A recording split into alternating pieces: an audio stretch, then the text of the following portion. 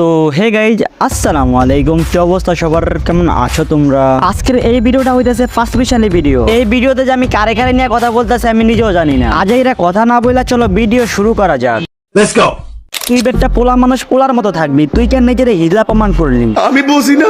নিচে দিয়ে আগুন ধরে উপর দিয়ে পানি ঢেলা কি বুঝাইতে চাও? তুমি কি লয়াল নাকি দয়াল? আমি বুঝি না।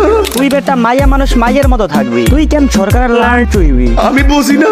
তুই বেটা প্রতিবন্ধী মানুষ সবসময় শান্তশিষ্ট থাকবি, তুই কেন হাইদা ফুটকি মারা লইলি? আমি বুঝি না। এই সেই মাদারচোদ যে কিনা রমজান মাসে ফেসবুক পেজে পোস্ট করে পাবলিকরে ঘুম থেকে উঠায়। আমি বুঝি না।